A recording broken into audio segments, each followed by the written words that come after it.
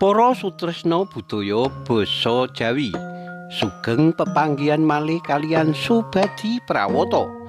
Ing kalodhangan menika badhe ngaturaken waosan buku basa Jawi Cerita Cekak. Anggitanipun Budi Susanto. Kanthi irah-irahan Ketua RT.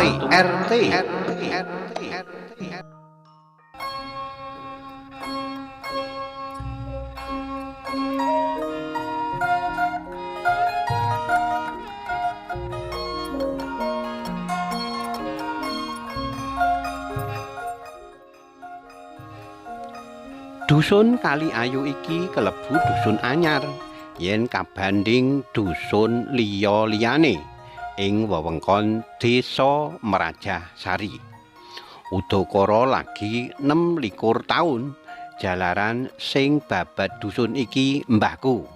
Sing wektu semono ngasta dadi carik dene sing ngasta lurah wong tuwa angkate mbahku. Ya bapa pamane mbahku kang urip ana jaman Orde Lama. Nalika aku durung lair. Papan iku mujudake alas gung liwang-liwung, akeh begal kang padha ngincer bandane wong sing padha liwat. Saiki umurku wis ngancik 28 taun. Aku wis bebrayan dadi kepala keluarga. Anakku lagi siji isih digendong. Dusun iki wis reja lan rame. Dusun iki klebu pinggiran kutha, dadi masyarakate dudu asli kutha, nanging ya dudu desa. Akeh wong saka liyan Brayan sing dadi warga Kali Ayu. Karana papan iku murah banyu, gampang kanggo panguripan. Ana kang asline saka Nganjuk Jawa Timur, Boyolali, Solo, Tegal, Semarang, Sleman lan Pekalongan. Ing kutha-kutha wis ana aturan RT RW, nanging yen ana njaban kutha durung mung masyarakate kepengin kaya kutha. Mula kanggo kawitan padha nganakake kumpulan ana omahku. Sing dirembug bubarang panitia pentas Agustusan kanthi nanggap kasidah utawa samproh lagu-lagu religi.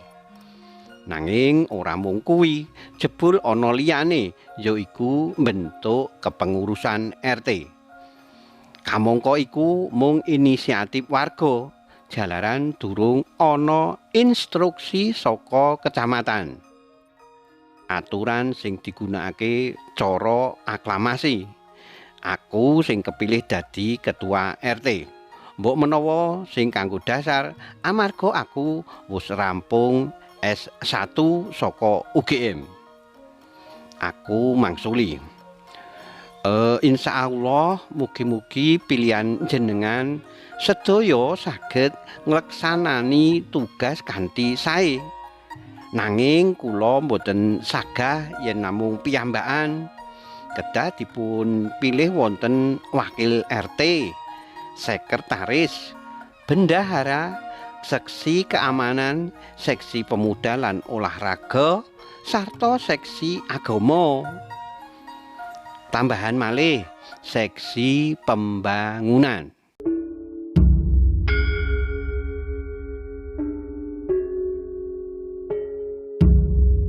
Kabeh iku disarujuki lan kelakon madeg RT anyar. Wanci candhake tansah lumaku kanthi becik. Saben selapan dina diadani kumpulan bapak-bapak. Kabeh program RT diujuti kayata gawe talu dalan, ngecor. Bocah cilik-cilik diwulangi ngaji. Remajane digladi olahraga lan seni. Saben Agustusan nanggap kesenian kayata ketoprak, wayang kulit, ndangdut.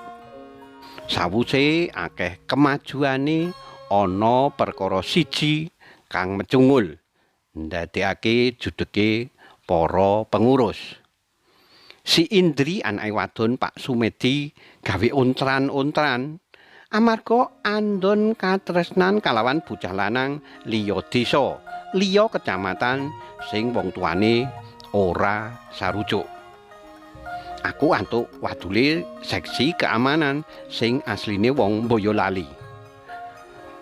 Nuwun Mas, niki kula ajeng matur, kandhane Pak Hartono. Wonten napa Pak Tono? Dene sajak ribet pitakonku. Ngaten Mas, yen anake wadon Pak Sumedi si Indri niku rak pun pacaran kalian Tadin, pun sami remene. Kamangka bapake mentang-mentang boten nyetujoni. Indri ajeng nekat nglalu yen boten angsal izin bapake njalari wurung kalih Tadin.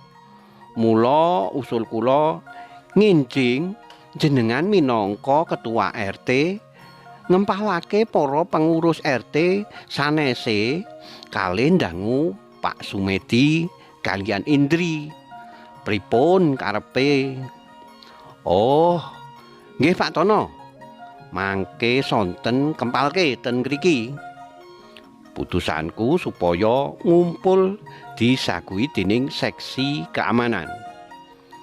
Yo ing kene aku kudu dadi hakim nyidang Indri karo Pak Sumedi sing jarine padha atose. Ngiras aku mraktekake nggonku kuliah ana Fakultas Hukum.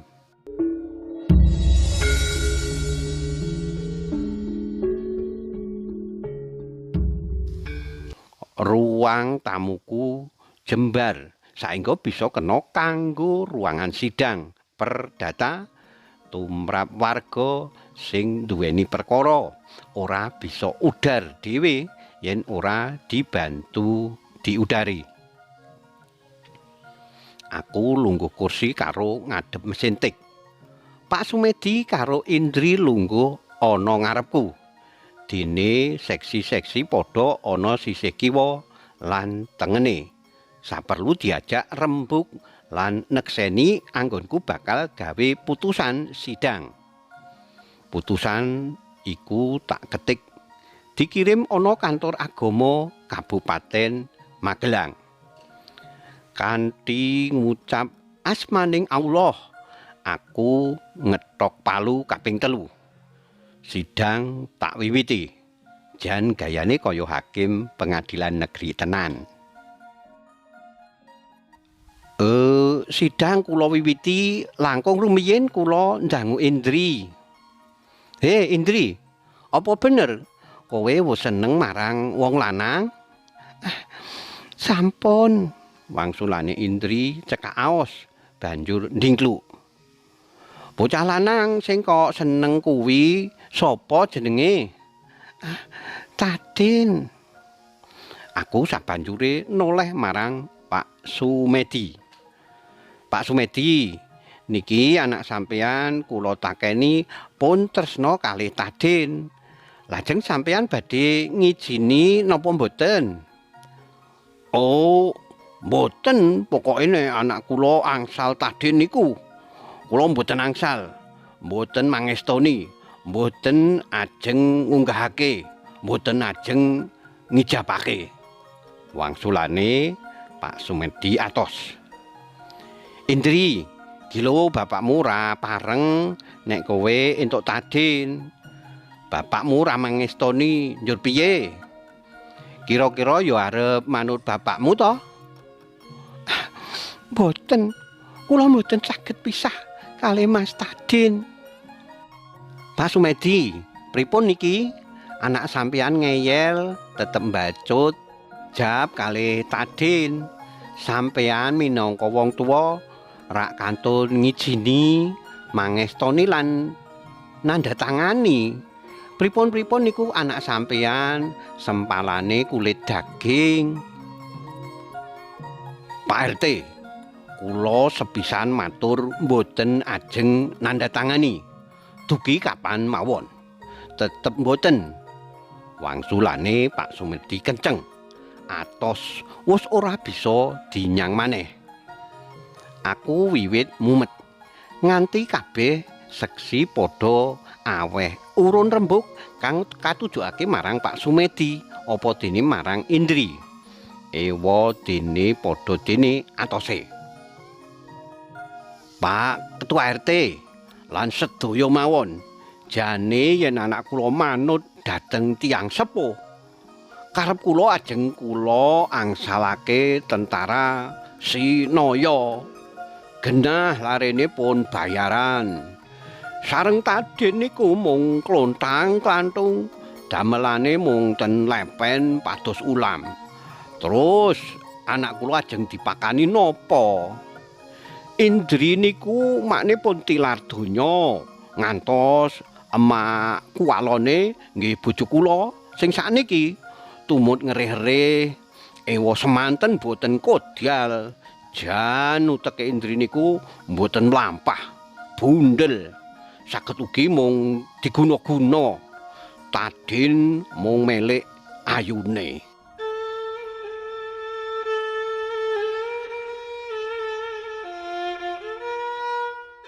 Sumela ature Pak Sumedi ndak rungu lan dak gatekake dening para seksi RT kanthi jingleng. Aku mbajutake nanting Indri. Indri, bapakmu tetep kuat. Kowe dadi anak sing soleha. Manuta bapakmu aja dibajutake karo Tadin, lalekno wae. Kula mboten saged nilar Mas Tadin. Wangsulane Indri kenceng. Nek kowe milih Tadin, bapakmu rarep nandhatangani. Kula tetep mbacut yen mboten klampah kalih Tadin, kula terus mah nglalu. Mas Tadin inggih pun siap kawin lari. Wangsulane Indri saya tambah nekat. Jagate kaya mung sagodhong kelor.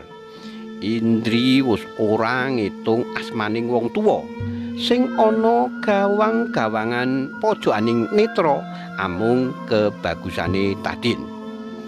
Nadyan urip iku ora gampang nanging pawitane Indri ati loro dadi siji. Pak Sumedi, niki anak sampeyan tetep mbacut. Pilihane tetep Tadin. Cobi sampeyan mbok lilih demi anak. Ampun ngantos anak nglalu getun ing tembe wingkinge lho. Pak Sumedi, aku nyoba maneh nglilihake. Mboten. Nek manut kula nggih niku anak kula.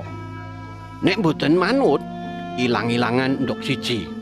Wangsulane Pak Sumedi ora owah sakala Indri mak prabang.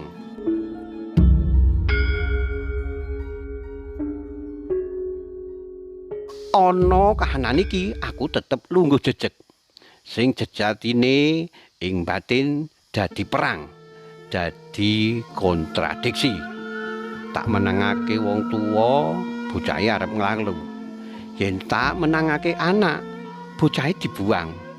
Muga-muga putusanku sing arep tak ketik iki ora ndrawasi. Bisa antuk pengayomane Gusti Kang Maha Suci. Putusan anak sing tak menangake.